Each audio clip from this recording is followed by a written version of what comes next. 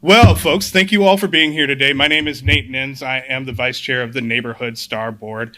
And I'm just here to welcome you all. And again, thank you for being here and participating and getting involved and hopefully sharing all of this information with your other business owner friends and neighbors. And we have a great lineup of information and speakers here for you all. But the kind of journey does not end today. It kind of just begins, right? So I would encourage you all to stay in contact, not just with some of the folks that you'll meet here today, but also with your city council representatives. And if you want to reach out to me as well, I'm more than happy to answer any questions that I can, or at least get you pointed in the right place.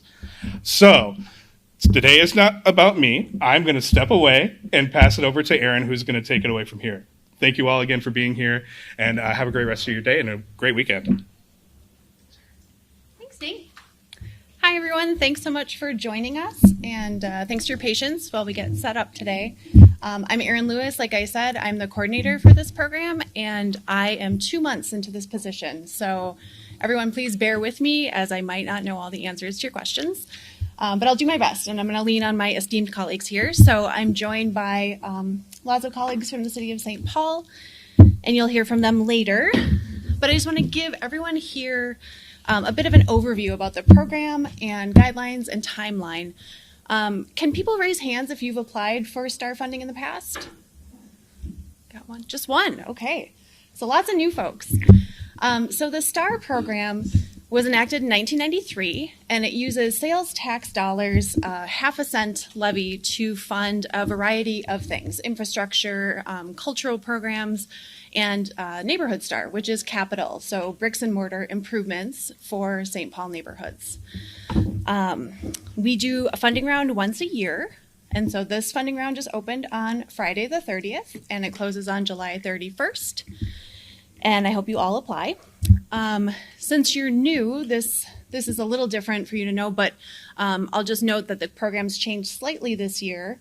You can find our guidelines on stpaul.gov/nstar. And what you'll see there is that this year is a grants-only program, and a match is not required for anything $50,000 and less. So those are different from previous years. So just be aware of that. A little bit about how this works. It's a nice partnership between volunteer board and the city.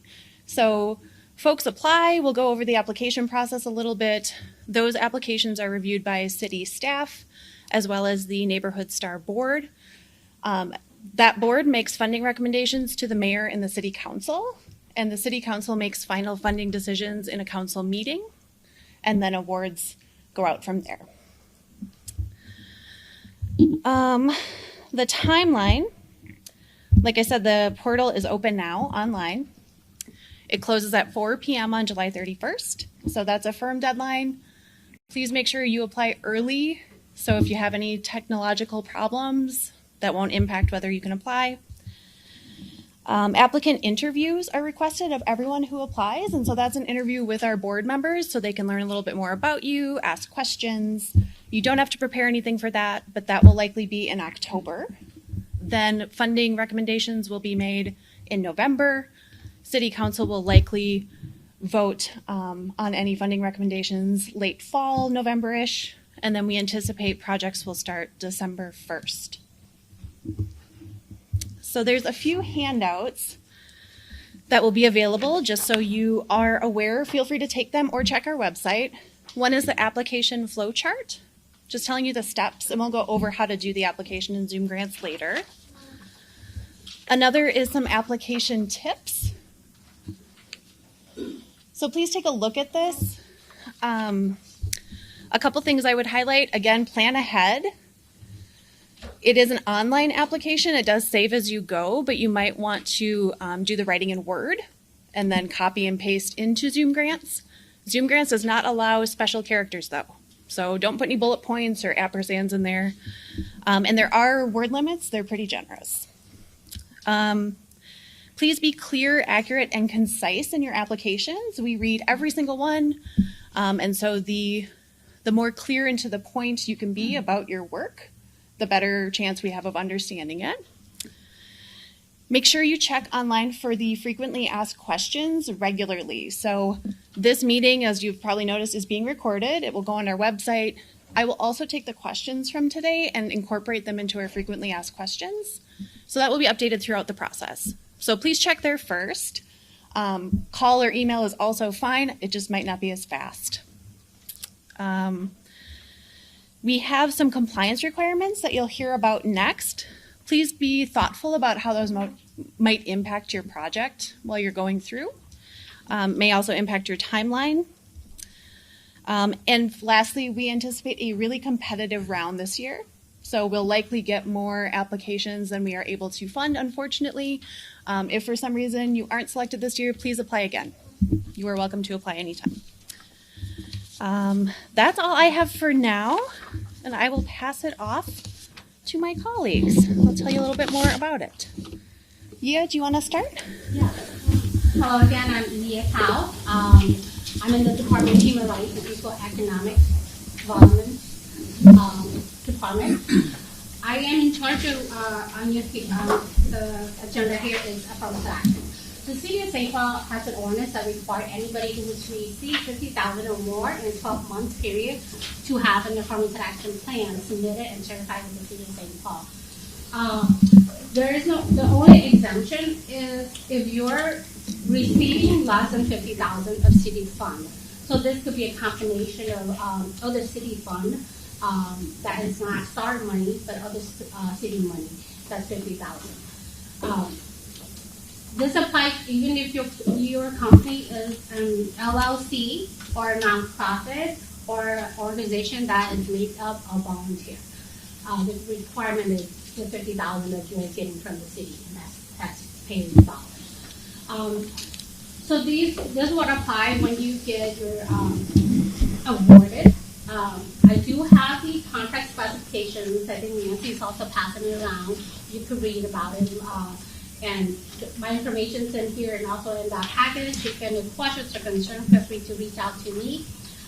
For a small company or companies that don't have an affirmative action plan, I have a template that pretty much you fill the blank, submit it to me. I'm more than happy to help you review the applications, review the affirmative action requirement. If you have any questions or concerns about why we're requesting that, and what all information needs to be in there, I'm always available to help you do that. If your organization or your company already has an affirmative action plan in place, or if you already have one that you submitted to other government agencies already, that's current, I would accept that. So you don't have to use the template I have. The template I have is just for companies who don't have an affirmative action plan.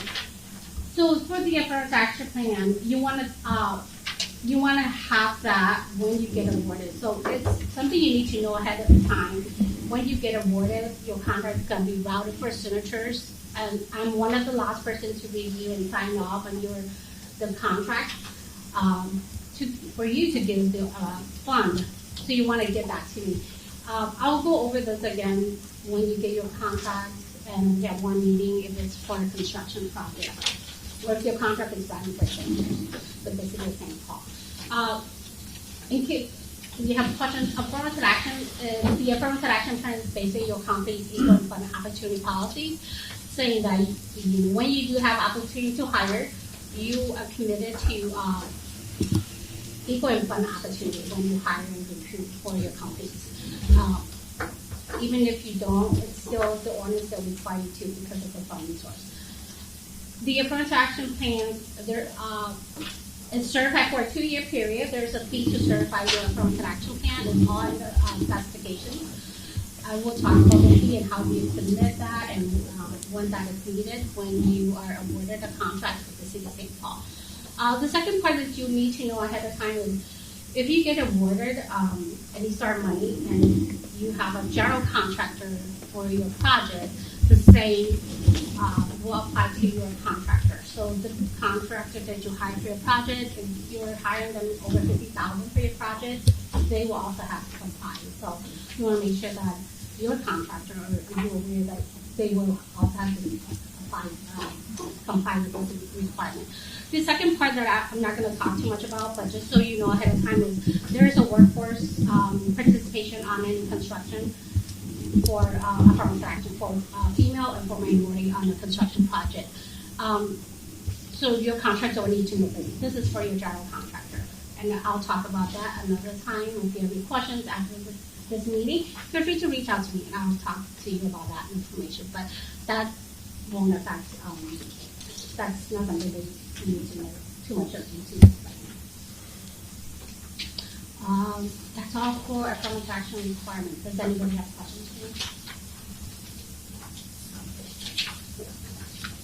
My information is all in this package, so feel free to call me or email me if you have any questions after this.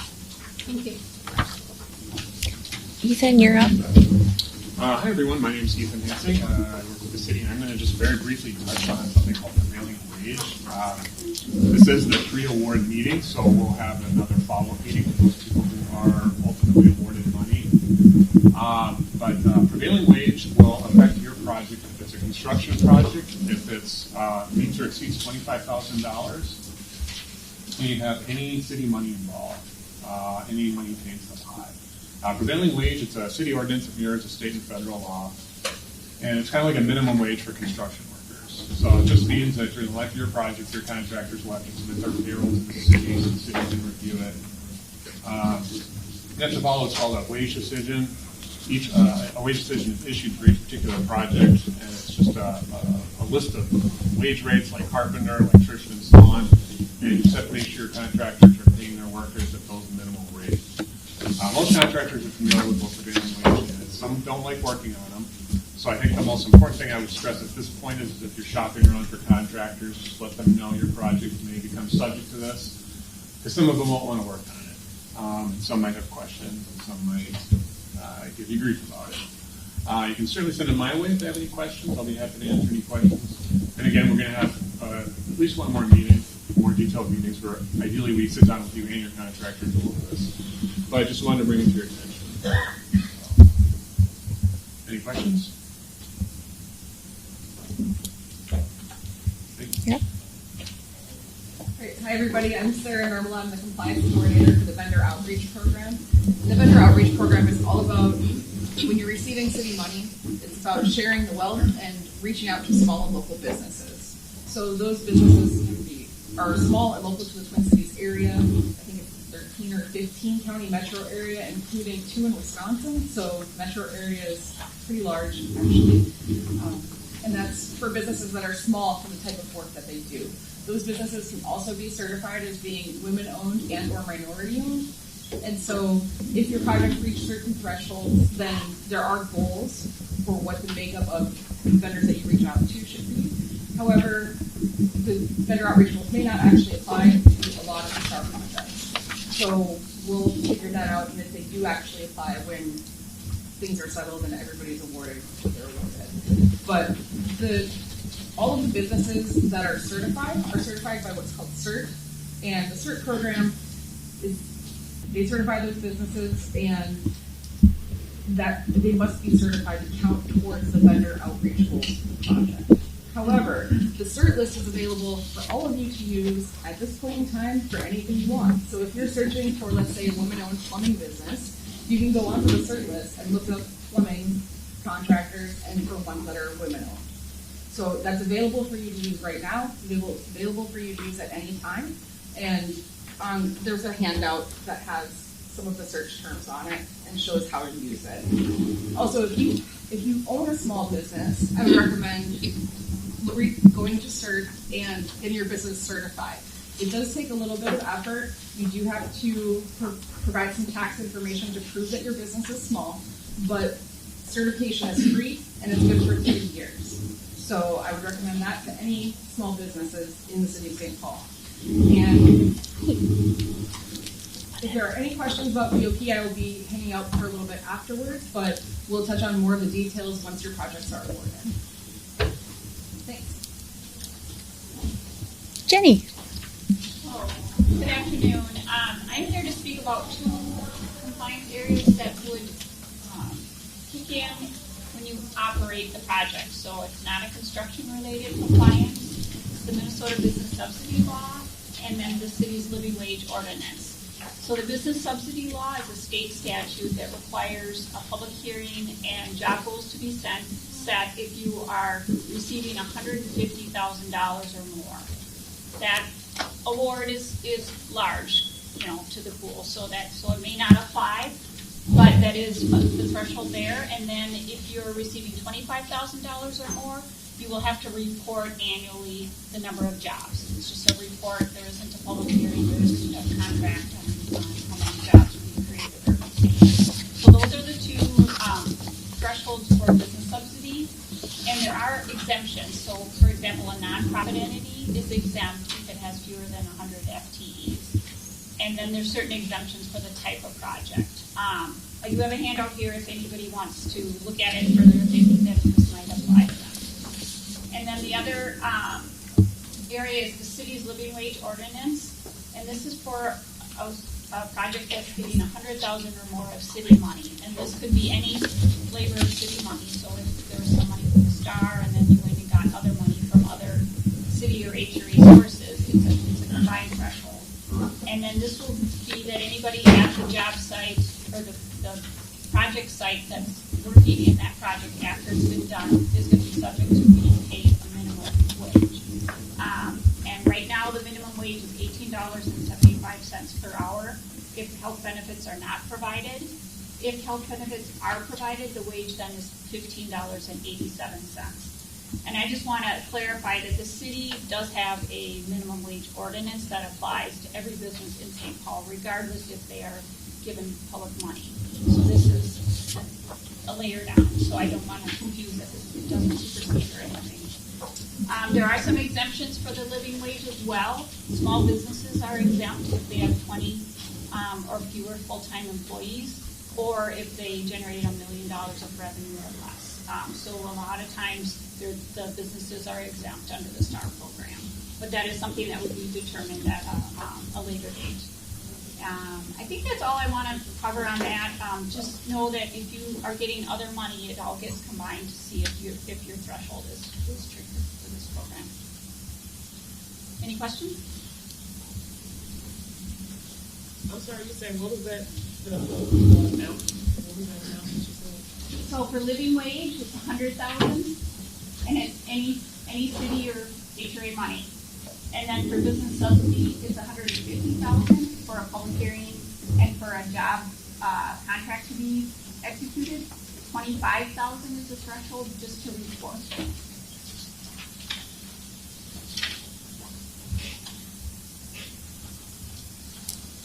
Kirk. Hi, I'm Kirk Schultz with Planning and Economic Development. I manage the Sustainable Building Policy, and as you're seeing, we don't keep anything super simple. There's how many different wage or different thresholds here, funding thresholds. So the fact is that we all want you to succeed in this, and a lot of folks have done that before, have gone through this program and succeeded, and we're here to help you. So it's a little complicated. I'm here to throw one more in. I manage the Sustainable Building Ordinance, and its threshold is $200,000. That's any city funding, STAR, other sources of funding. Even if it comes from another source like the feds or the state and passes through the city, all of those contribute to this $200,000 threshold. The mayor and the city council are really committed to reducing the city's environmental impact, its environmental footprint, and we do this in a number of ways that both relate to city operations as well as projects that we invest in to reduce emissions and reduce the impact on the environment. And we've set some pretty aggressive goals as a city that we are attempting to meet, and so we adopt a number of policies and initiatives. The one I'm here today to talk about specifically is the Sustainable Building Ordinance. As I mentioned, it's triggered at $200,000. I'm not going to go into great detail about it because it takes about an hour to discuss it in detail. What I'd like to say is if you think you'll be applying for or receiving $200,000 or more from the city or other public sources, again, when I say public, state, feds, Met Council, and so forth, then we should have a conversation about what that project is. And like the others, I'll hang around a little bit after this meeting, and I've got business cards here as well, so we can set up a meeting and discuss it in greater detail. At a high level, the ordinance deals with energy efficiency and emissions. It deals with stormwater management. It deals with indoor environmental quality, construction waste diversion, and a number of different things. And we can get into more detail if you think that your project might need to comply with that. So that's what I have. Oh, any questions? All right, that's what I have. Okay. We are joined by Nora, my colleague here, who coordinates the Cultural Star program, and she's here to tell us a little bit about the cultural destination areas. Hi, Nora. Hi. You did. Hi, my name is Nora Riebenschneider. I work in the city of St. Paul with my colleagues here. And my kind of day-to-day job is our sister program, the Cultural Star program, which supports the arts and culture sector. And I'm here today to talk about one aspect of the Neighborhood Star program that incorporates arts and culture in some meaningful ways.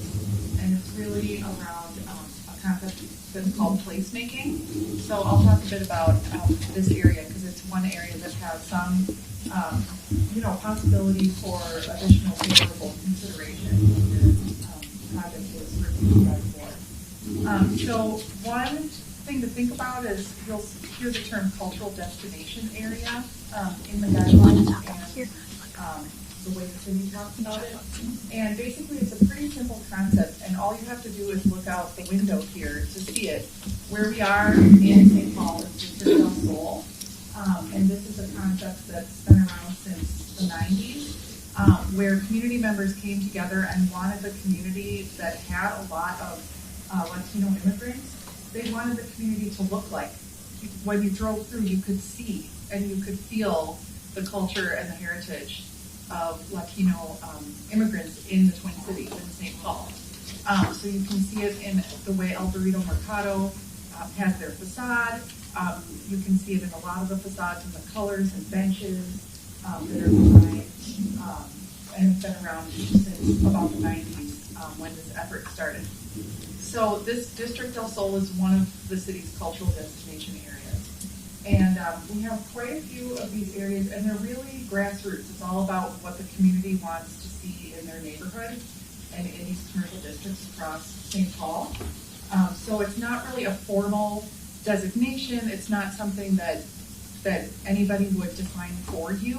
It's something that you might find among your fellow business owners in your commercial districts that you're located, where your businesses are located in St. Paul.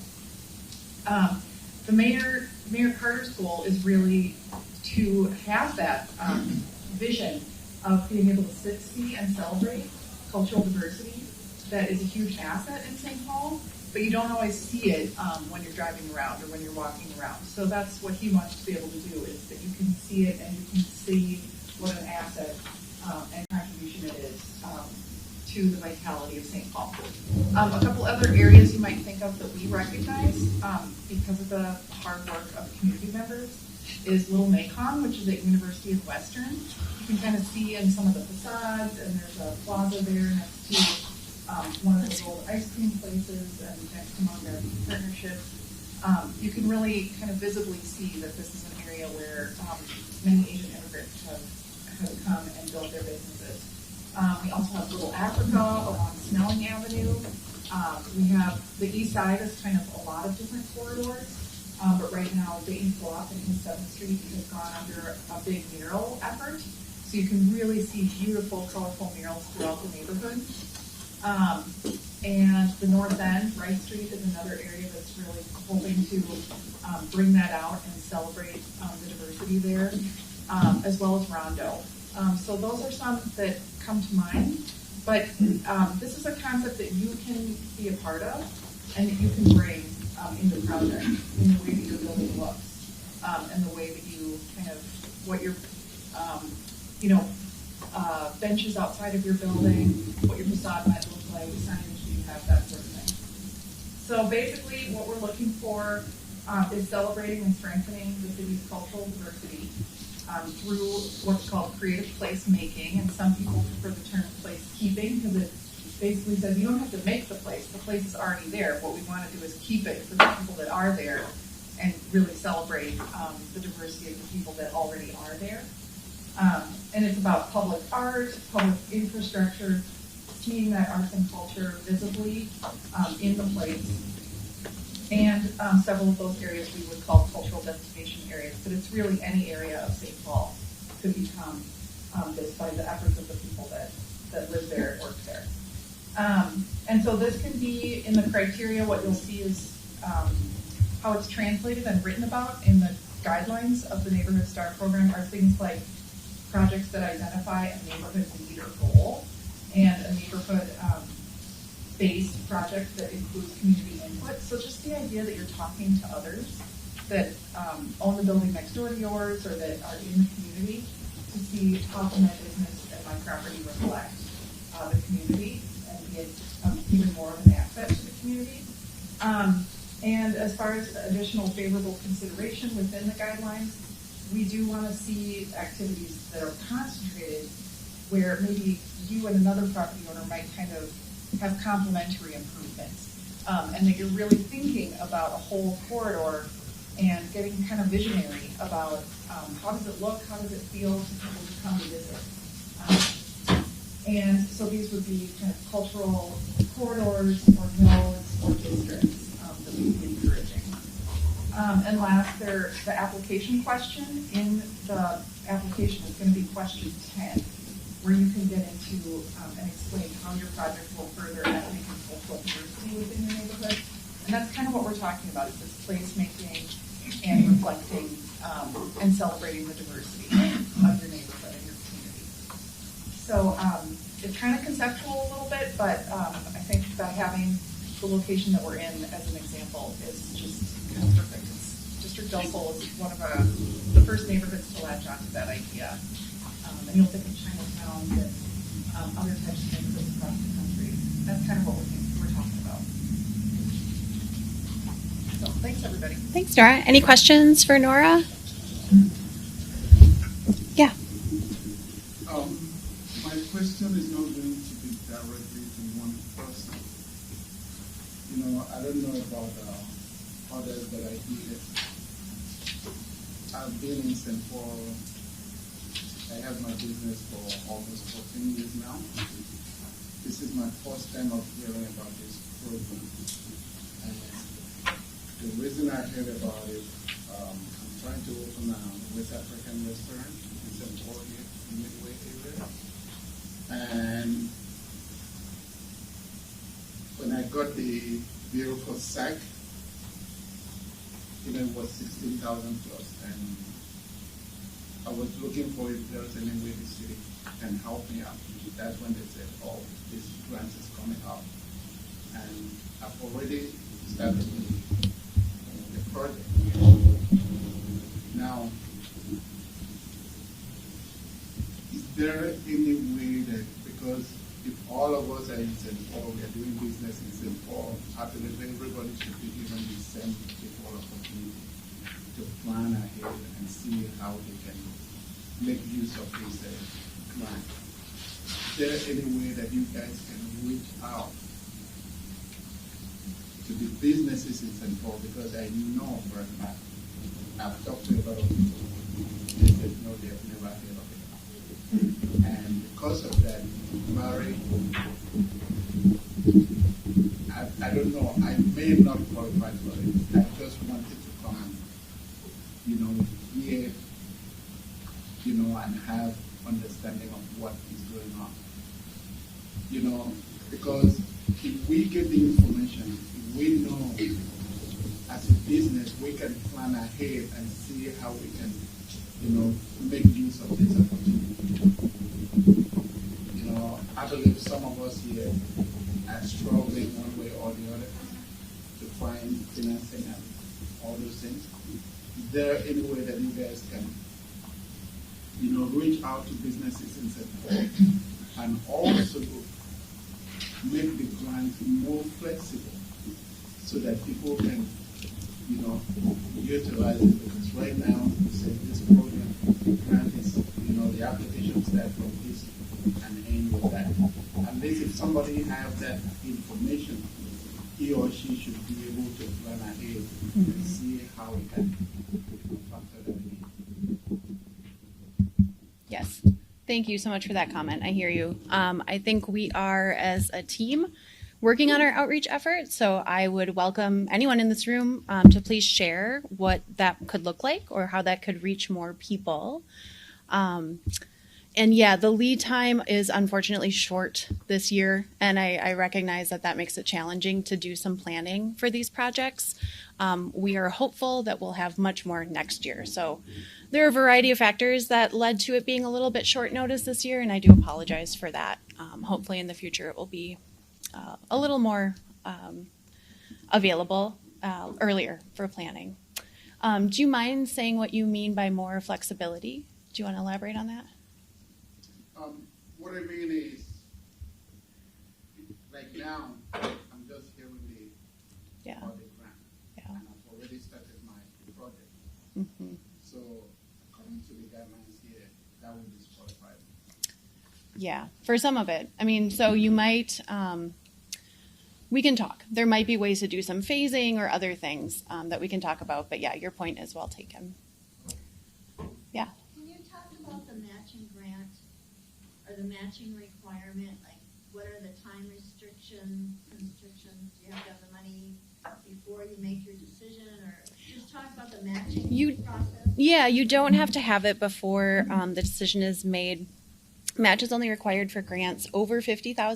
So if we ask for $49,999, now is that, or is it 50 and then 50 plus $1? 50 plus $1. Okay. Yep, good question.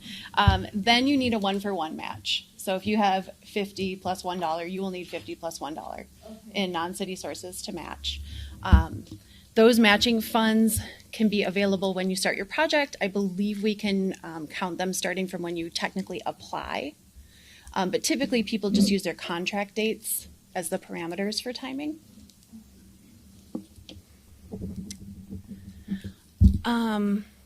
I was going to mention just a couple things before we move into how to do the application process on ZoomGrants. But are there any other questions before I do that? Oh, yep.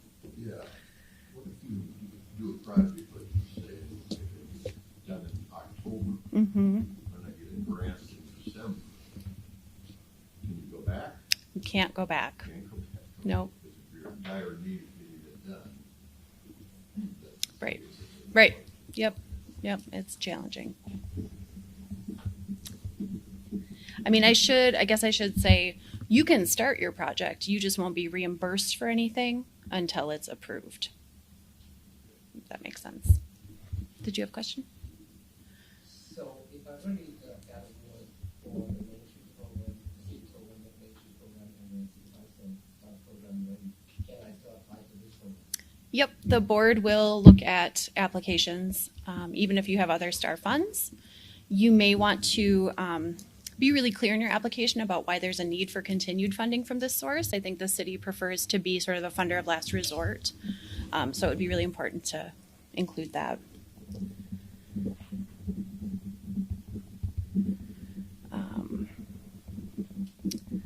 Okay, so related to some of that, I forgot to mention in my intro, you should probably have a handout somewhere about some other resources that we offer for businesses in St. Paul. So to your point about a little more support for St. Paul businesses, there is Cultural Star, as Nora is here representing. We have a business assistance form. Oh, they didn't get that? Okay. We have handouts. They're over here. And then we also have business cards. So there are other ways that the economic development team might be able to help your businesses as well. So be sure to ask if that's of interest. And I did just want to piggyback off of Nora describing some of the more favorable considerations and applications.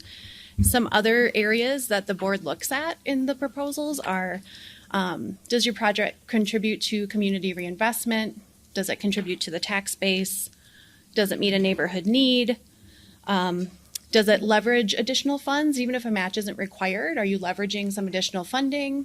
And then does it advance our climate and resiliency goals in the city? And are you redoing a vacant storefront? So there's more details in the guidelines in the evaluation section, but just wanted to point those out to you. And then lastly, I just wanted to note on the back of your agenda, there's some additional resources. So we have those, and we'll have business cards for you to take on your way out if needed. Nancy is going to talk to us about how to use ZoomGrants. That's how we apply for this opportunity. And then we'll follow up with some more question and answer. You all should have received a PowerPoint handout that looks like this. It says Navigating ZoomGrants on the front there. We use ZoomGrants for as our application portal, so all applications have to be received electronically through ZoomGrants. If you need a PDF copy or a Word copy of the application, just so that you can kind of work on it on your own, and then you'll copy and paste your responses into ZoomGrants, we can provide that for you. Just give our staff a call and we can get that for you. But everything has to be submitted through ZoomGrants for the application. To get to ZoomGrants, you can go to our website, stpaul.gov/neighborhood and then from there they should have an Apply Now button that you would just click on, and it will take you directly to the ZoomGrants website. You'll be taken to a page where it has the application on there, but don't start filling that application right away. You have to log in first. So if you don't have a ZoomGrants account, create a ZoomGrants account, and then you can start an application.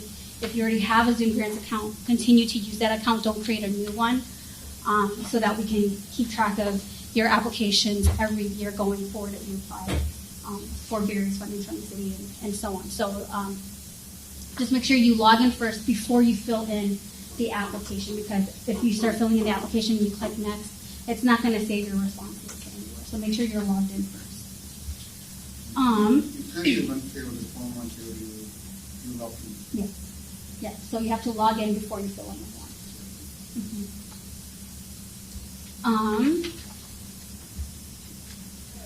You will, let's see here. There are different people who can access the application depending on if you're the one filling out the application. You can give other people access to help you fill out that application. So those people are called collaborators.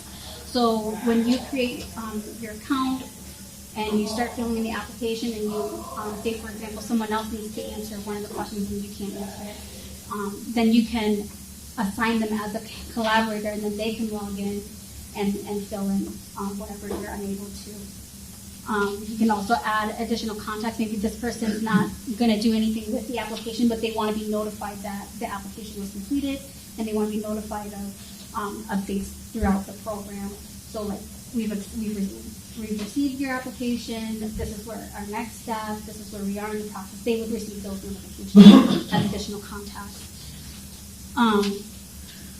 As you're filling in your application, there's no save button because it automatically saves. So once you fill in your response, when you go on to the next question, it'll automatically save what you wrote before. So you don't have to worry about where's the save button, how do I know it's there? It's there. No worries. There is a character limit. We've set character limits on some of the responses, so you'll want to make sure you pay attention to that. And then also ZoomGrants doesn't have, they don't allow formatting, special formatting, so no bolding or italicizing or anything like that. Keep it very simple, very plain. If you are typing your responses into a Word document and you're going to copy and paste it, make sure you just clear the formatting from your response before you paste it, because sometimes what happens is when you paste it, it transfers what they call invisible characteristics or characters into your response, and then that might affect the character count when you pasted your response in. So just be aware of that. You can log out and log back in as many times as you need to complete your application. So if you started today and you decide you're going to finish it on Monday, then you can log out. Your responses will be saved. Your application will be saved.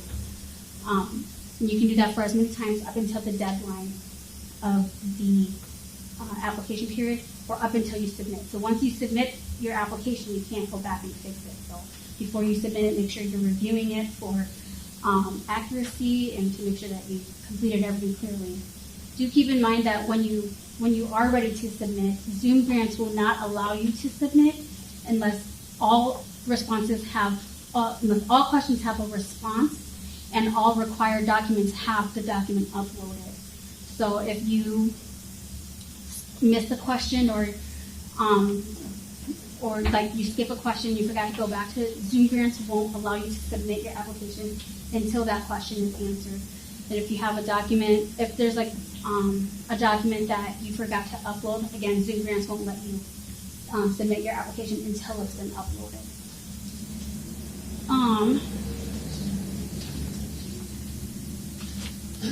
Going off that, if you should have received like a sample application.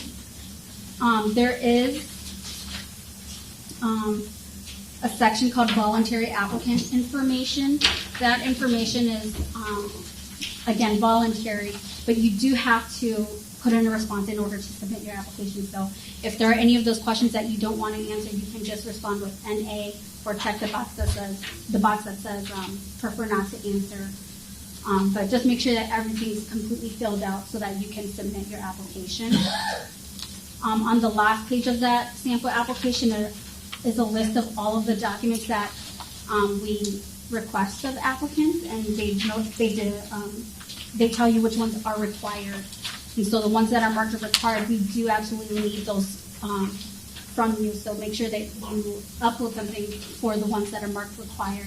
If for some reason you don't have that documentation available, let us know. Email STAR staff and let us know why you can't provide that information so that we can work something out with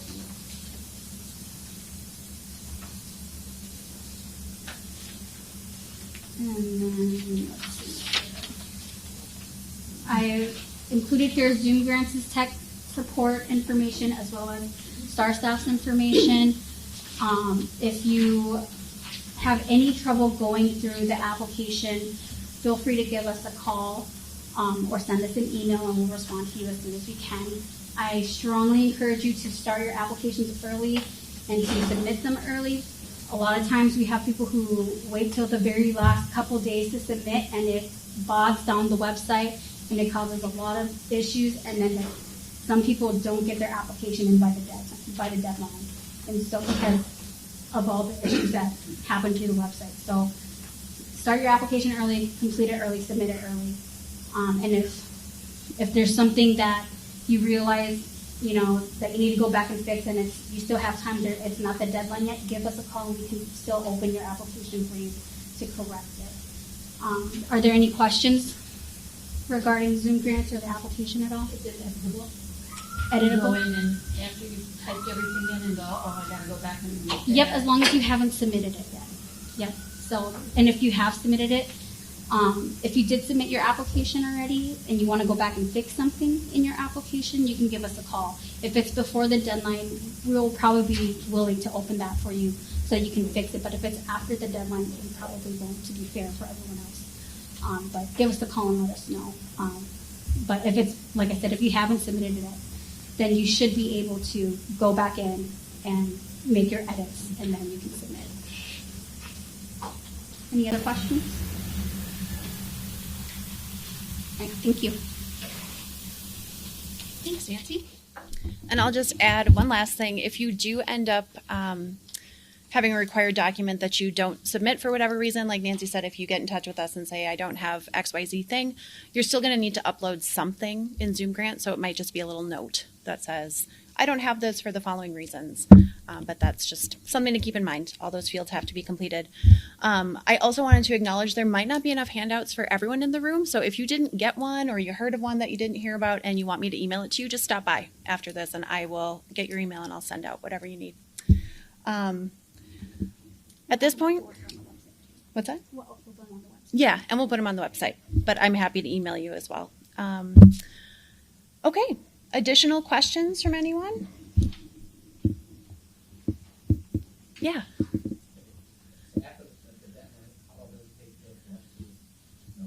To hear back. So we start reviewing them right away. It sort of depends on volume.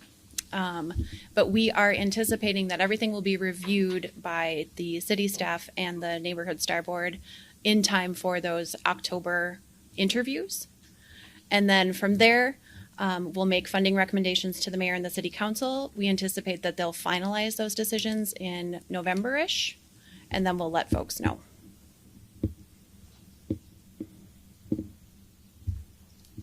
Other questions? So on the past history-wise, Mm-hmm. is it better to have a $50,000 budget or higher?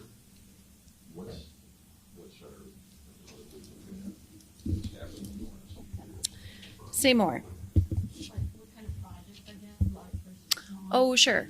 We've had a lot of different kinds. I will say this year, the intention for Neighborhood Star is to fund mainly in that 50 and below. So you can certainly ask for more, but you'll see in the guidelines that we think it's unlikely that we'll fund very many projects that are more than 50,000 of our dollars, right? So your project can be as expensive as you need it to be, but your request to us, 50,000 and below, is probably most likely to be funded. Right now, it is 2.3 million. That can change slightly because these funds are calculated with like loan payments and tax collections and things like that. So it may go up or down a couple $100,000, but 2.3 is a good ballpark for now. Yeah.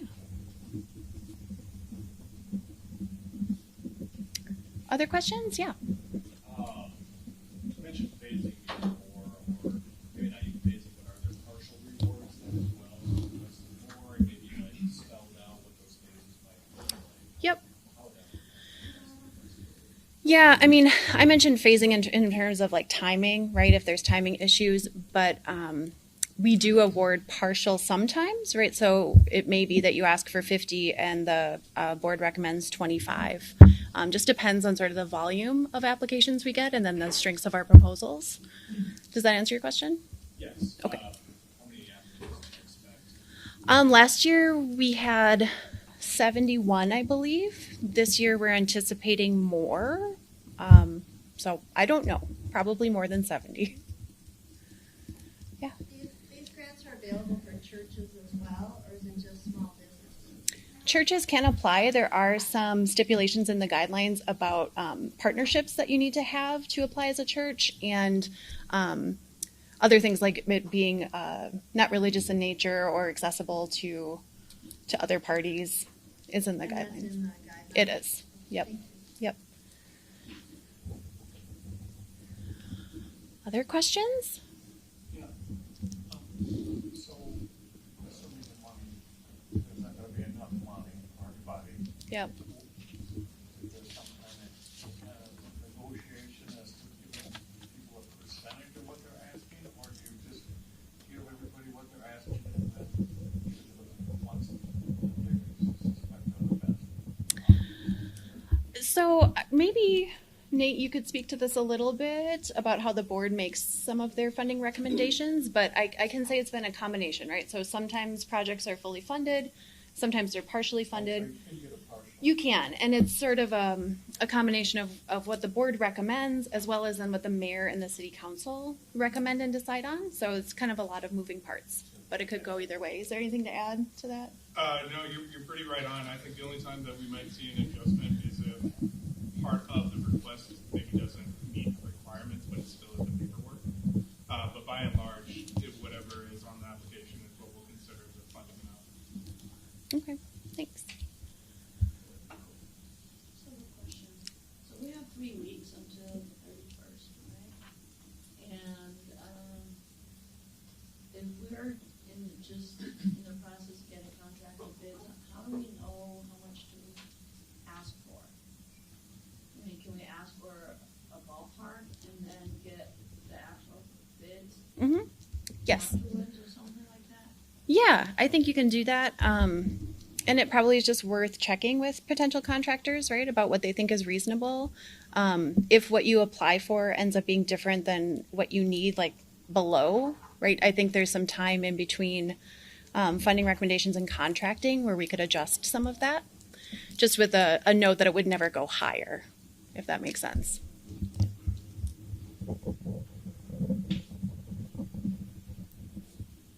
Other questions?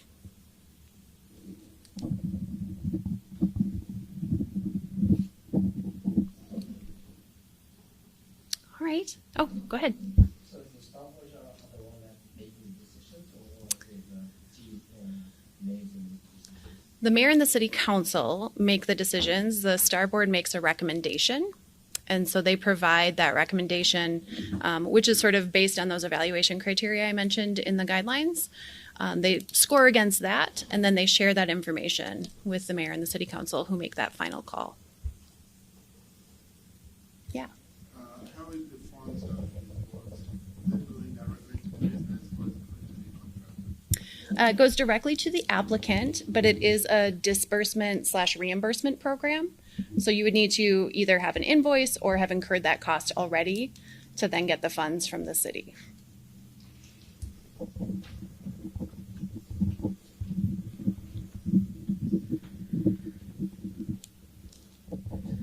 I should have said this too, but any of my peers, if I'm gravely in error, please correct me.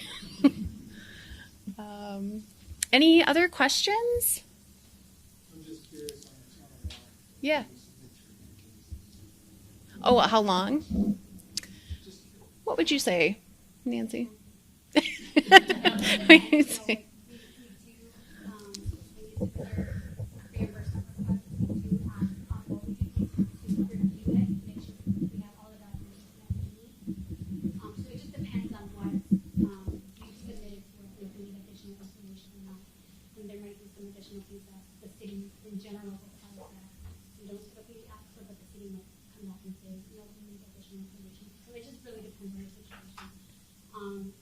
But from the time that we review it, and if we approve it and we submit it to our accountants, it takes our accountants, it can take 10 to 15 days for a check from the time that they receive it from us. So it just depends on when we get your request, like we need additional information and any other things. I'll also add, because I don't think I did before, if you are awarded funds, you'll also be assigned a project manager from the economic development team, so that person can help with that process. So if it's unclear what you need to submit or you just need some assistance, you'll have a person assigned to you that's working in partnership with you to help get that stuff done.